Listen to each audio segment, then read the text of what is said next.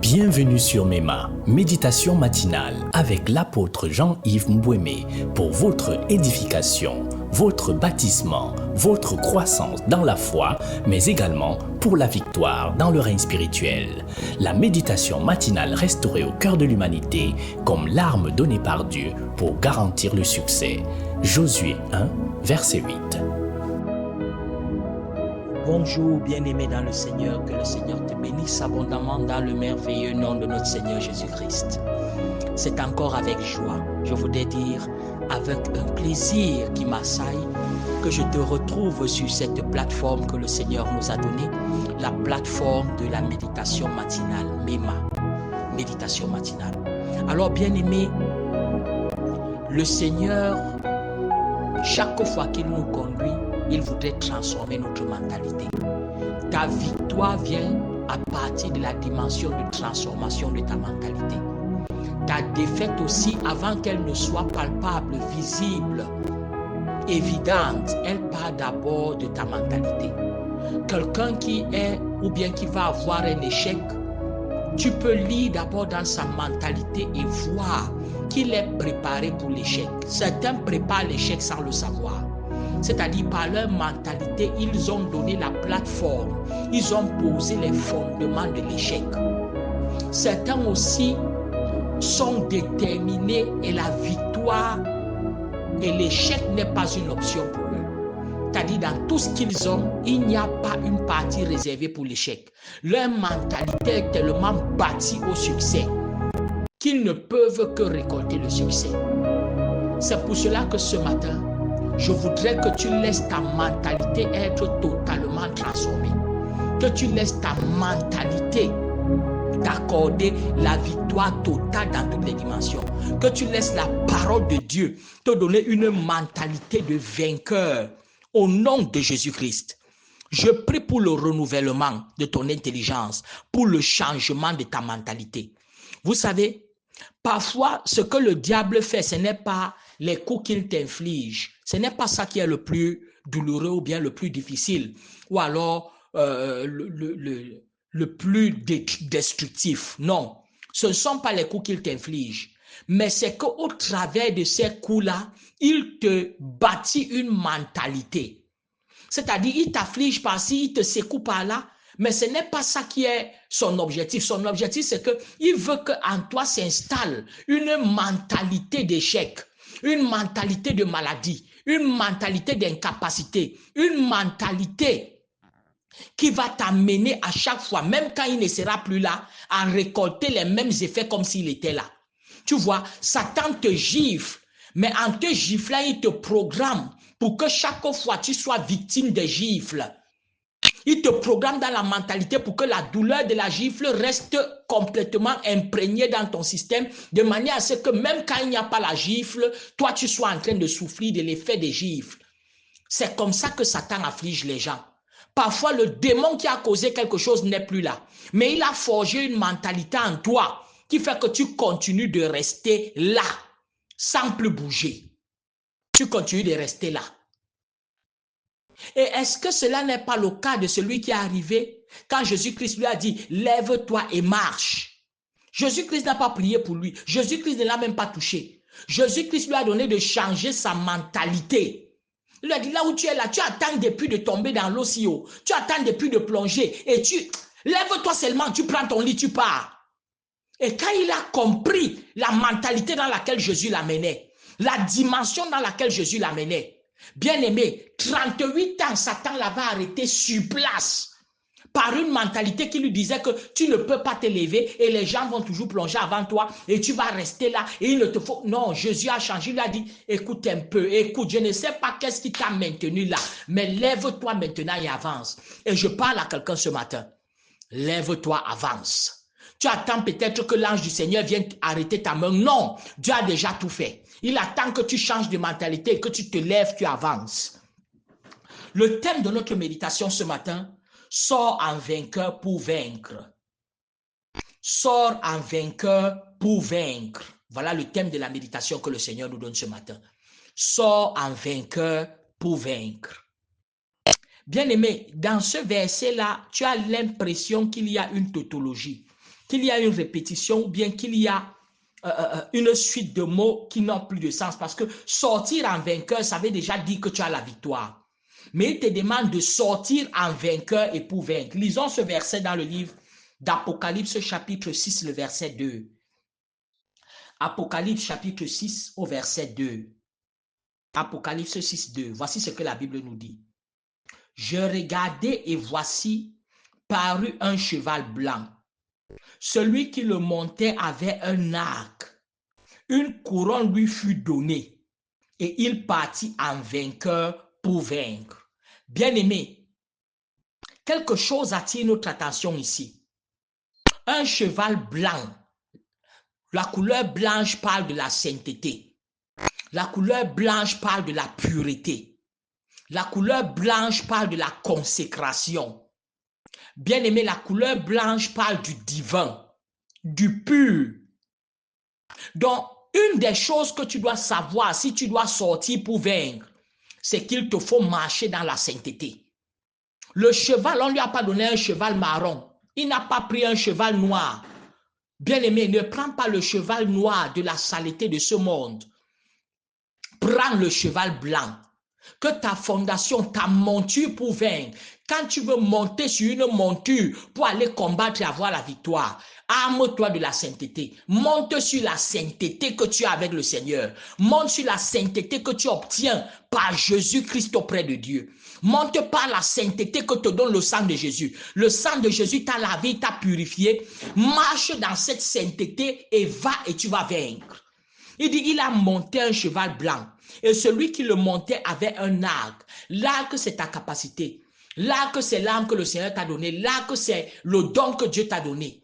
C'est le commerce que Dieu t'a donné. C'est le matricule que Dieu t'a donné. C'est l'activité que Dieu t'a donné. L'arc, c'est ce que Dieu t'a armé pour pouvoir avoir la victoire. Chez certains, leur arc, ce sont leurs études. Leur arc, c'est leur business. Leur arc, c'est leur relation. Leur arc, ce sont leurs affaires. Leur arc, c'est leur don, le don que Dieu t'a donné. Il dit, monte avec ce don-là sur du blanc, c'est-à-dire, monte avec le don que Dieu t'a donné sur la sainteté. Et maintenant, une couronne t'est remise. Bien-aimé, est-ce que tu sais que normalement, on remet la couronne après le combat? C'est après le combat qu'on donne à quelqu'un la couronne. Regardez même dans le monde, c'est quand quelqu'un part combattre, que ce soit le catch, la boxe.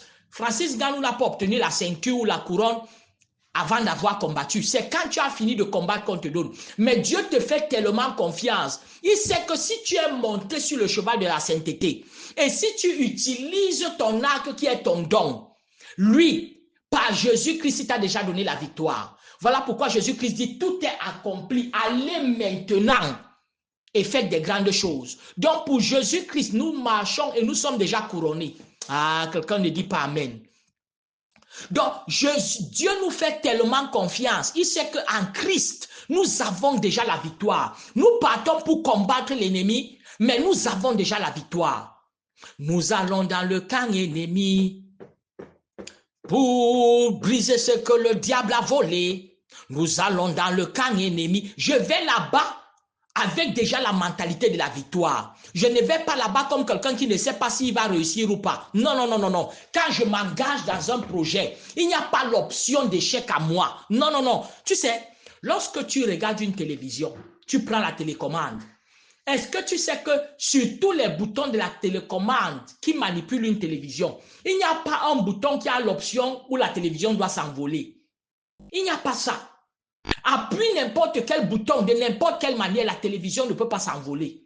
Elle ne peut pas sortir des ailes et commencer à s'envoler. Il n'existe pas une telle option sur la télécommande, ni sur la programmation de la télé. C'est ce que je veux dire de toi. Il n'existe pas en toi une option d'échec. Ça n'existe pas. Dieu ne t'a pas programmé. Il n'a pas programmé un bouton là où, même en manipulant ou en appuyant n'importe comment, l'échec se produit. Non. Tu es programmé uniquement pour le succès. C'est pour cela qu'il te donne ta couronne avant et il te dit que tu pars en vainqueur. C'est-à-dire, tu pars avec une mentalité de quelqu'un qui est vainqueur. Et quand tu as déjà cette mentalité, tu pars et tu es vainqueur. C'est pour cela qu'il dit, il partit en vainqueur et pour vaincre. Ton but, c'est que tu pars vaincre. mais tu pars déjà avec la mentalité de vainqueur. Et le but que tu as accompli, c'est que je m'en vais en vainqueur et je m'en vais vaincre. Bien-aimé, dans le combat et la marche chrétienne, la mentalité, ton état mental est très important. N'entre pas dans ce mariage en étant déjà abattu. Si pendant les fiançailles, c'est déjà comme ça. Si tout ça, tu pars comme si tu pars déjà abattu. Non. N'entre pas dans ce travail en étant déjà abattu. Non. Va en vainqueur. Va en vainqueur. Tu as obtenu une promotion, que ça ne te fasse pas peur.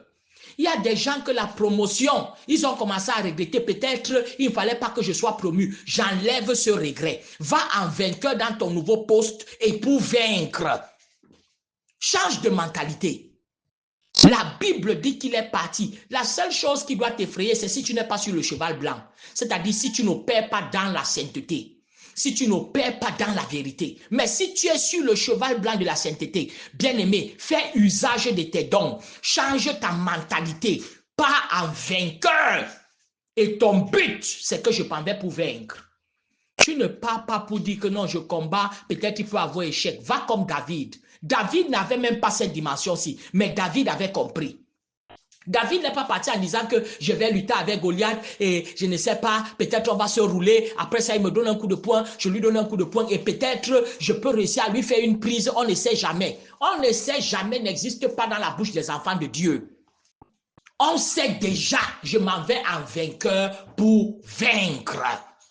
Oh, bien-aimé, ce matin, je suis en train de te donner une batterie. Je te recharge d'une énergie dynamique spirituelle qui ne t'accorde que le succès, qui ne t'accorde que la victoire. En cette année de conquête et de moisson divine, tu pars en conquérant et tu pars pour moissonner. Il n'y a pas de doute là-dessus. Il n'y a pas une autre option. Quelque chose d'autre ne peut pas arriver. Rien que cela doit arriver. Il partit en vainqueur. Et le but, c'est quoi? Pour vaincre. Tu dois garder le but en tête. Je m'en vais dans ce travail pour vaincre. Je m'en vais dans ce concours pour vaincre. Je m'en vais dans ce foyer pour vaincre. Je m'en vais dans cette famille pour vaincre. Je m'en vais dans ce business pour vaincre. Je me lève ce matin pour aller ouvrir ma boutique pour vaincre. Je me lève ce matin pour aller travailler pour vaincre. Bien-aimé, écris pour vaincre partout. Écris pour vaincre sur ton front ce matin. Écris ça sur ta paume de main. Tu arrêtes ta houe. Tu écris sur ta paume de main. Je m'en vais au champ pour vaincre. Tu vas les vaincre. Ce qu'on a même enterré dans ce terrain-là, tu vas les vaincre. Je m'en vais avec ma pelle pour creuser ma fondation pour vaincre. Je m'en vais toller ma maison pour vaincre. Va pour vaincre. Ce matin, je te dis, tu es en train de sortir pour vaincre. Je m'en vais évangéliser pour vaincre. Je m'en vais gagner des âmes pour vaincre. Le mot pour vaincre, je veux que tu le cries très fort. Dis, je sors pour vaincre. Je sors en vainqueur pour vaincre. La main de l'Éternel est sur toi.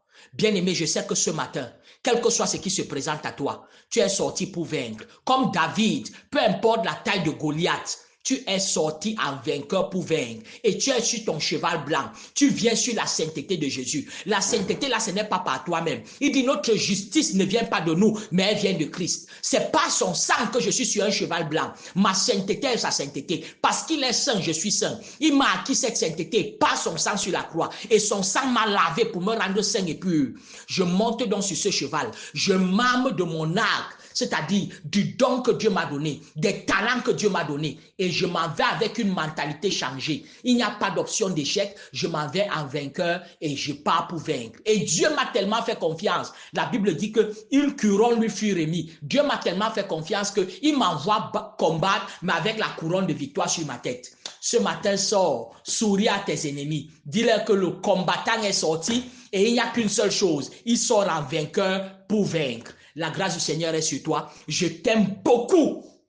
Je suis l'apôtre Jean-Yves Bouémé pour te servir. Mon numéro, le 673 07 16 00. Tu es béni. Une seule parole, un seul mot, c'est Shalom. J'espère que tu as été édifié encore ce matin avec l'apôtre Jean-Yves Mbouémé. Retrouve l'intégralité des méditations précédentes sur toutes les plateformes MEMA. Rendez-vous demain encore pour une autre méditation matinale. Demeure béni. Shalom.